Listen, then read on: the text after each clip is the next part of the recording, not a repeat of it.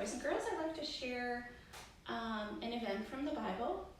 It was when Jesus ate his Last Supper with the disciples. And the title of this story is The Upstairs Room. It was the Passover meal. The time had come for Jesus to eat his last meal with the 12 disciples. All over Jerusalem, people would eat a special meal that night, remembering the time when God had helped the Israelites escape from Egypt. It was a strangely quiet procession that had come into an upstairs room that night. The disciples sensed that something very sad and very important was about to happen. They had walked with Jesus enough to know his feelings. But even in the midst of this quiet, sacred time, some little jealousies arose. There was the question of who would sit where at this important meal.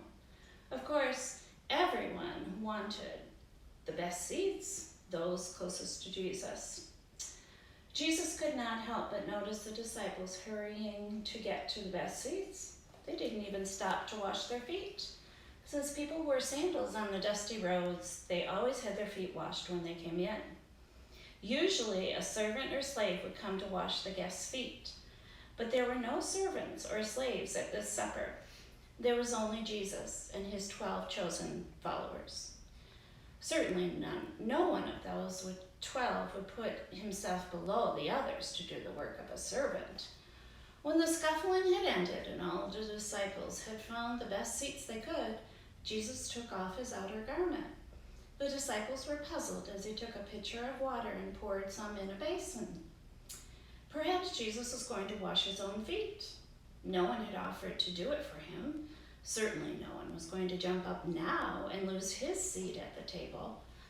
Then Jesus kneeled down before one of his disciples and began to wash his feet. From disciple to disciple he went, silently washing the dust of the road from their feet and drying them with a towel. There was a great silence in the room. Only the splashing of the water could be heard and the sounds of Jesus washing his servants' feet. The disciples felt so ashamed of themselves. If only they could come into that room again, they would hurry to wash Jesus' feet. Now he was doing a servant's work for them. But why? They felt terrible about it. When Jesus came at last to Peter, the fisherman was filled with shame. He couldn't let his master go through with that. "Lord, are you going to wash my feet?" he asked. Peter knew that Jesus was God's son. How could he let the Son of God stoop down and clean his dirty feet?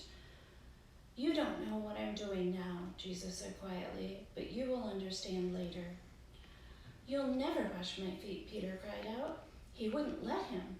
He would hide his feet so Jesus couldn't do it. "I must," said Jesus. "If I don't, you will not be part of my plans." Peter certainly would not have that happen. More than anything in the world, he wanted to be with Jesus and please him. "Then wash my hands and my head also," Peter blurted out. When Jesus came to Judas, the traitor's heart began to beat faster. He looked down at the dust on his feet. Some of that dust had clung to his feet when he went to tell the Pharisees about Jesus. Judas's heart and mind were filled with guilt as he watched Jesus wash that dust from his feet, then gently wipe his feet with a towel. When Jesus looked up at him, their eyes met. Somehow, Judas knew that Jesus had looked inside at all the evil plans. Quickly, he turned his eyes away, for he could not look any more at the face of Jesus. At last, Jesus was finished. He put on his outer garments again and sat down at the table.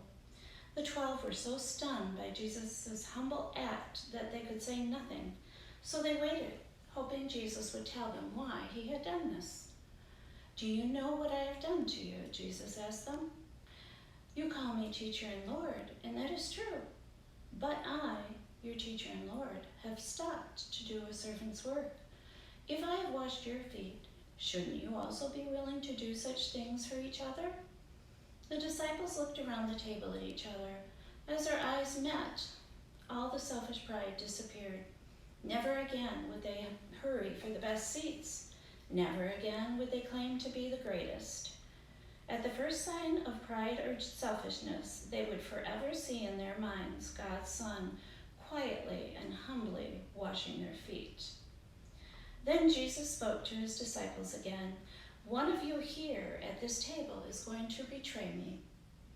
Judas sat up straight and shifted his eyes around the room. Jesus knew what he was going to do, but how could he? Suddenly, Judas felt like running away. He wanted to run from the room into the dark night. His sin was uncovered. What would Jesus do now? The other disciples, though, did not suspect who that traitor was. Judas had been such a good actor that he had deceived them all. The other disciples felt terrible at the news that there was such a traitor among them. They looked at each other with suspicious eyes. Which one of them would do such a thing? One by one, the disciples began to ask aloud, "Lord, is it I?" Now, John was sitting at Jesus' right side. Peter, sitting next to John, whispered in his ear, "Ask Jesus who it is." Then John leaned close to Jesus and whispered so softly that the other disciples didn't hear, "Lord, who is it?" While the others talked sadly among themselves, Jesus whispered back to John, "It is the one to whom I give this piece of bread when I dip it." When Jesus said that, he dipped his bread in the dish before him and gave it to Judas. Slowly, Judas reached out to take the bread. Then his eyes met Jesus' eyes again. Jesus kept looking at Judas as he spoke. "Woe to that man who betrays me," he said. "It would be better if he had not been born." The other disciples had looked now to see what Jesus was doing. All other talking stopped as Jesus spoke to Judas. "What you are going to do it quickly," he said. Judas couldn't stay no longer at the supper. Jesus had seen what was in his heart and mind, and Judas knew it. The traitor had been discovered. Quickly, he jumped up from the table and hurried out of the room. "Where is Judas going?" one of the disciples whispered. "Jesus must have sent him to buy something," another disciple whispered back. "Or perhaps he's going to give to the poor." But Judas was not going out to buy or give. As he hurried from the room, he turned for one last glance at the man he would betray. Jesus' eyes were still fastened upon him. Trembling as he felt Jesus' eyes look into his heart, Judas ran out into the dark streets. After Judas left, Jesus took some of the bread in his hands and began to pray. When he finished, he broke it into pieces and gave some to each of his disciples. "Take this," he said, "eat it, for it is my body." When the bread was eaten, Jesus took the cup of wine and began to pray again. Perhaps he looked across the years as he lifted that cup, seeing all the thousands and thousands of his followers who would drink from the communion cup in their churches. Quietly, he thanked God for the cup and all it would mean to his followers. When Jesus finished praying, he passed the cup to his disciples. "All of you drink from this," he said. "This is my blood, which is poured out for many." It was the custom to end the Passover supper with singing. The hymn that most of the people sang had the beautiful words from Psalms 13 through 18. Never had those words meant more than they did that night in the upper room as Jesus sang them with his disciples. "What shall I do for the Lord, for all his gifts to me? I will lift up the cup of salvation and call on his name. Precious in God's sight is the death of his saints." Throughout all the years of their lives, the disciples would never forget that night as they sang that beautiful hymn together. Nor would they forget the voice of Jesus singing above all the others as he looked up toward heaven. The most important supper of all time had ended. The time had come for Jesus and his disciples to leave the upstairs room and go out into the dark night, the night that would lead toward the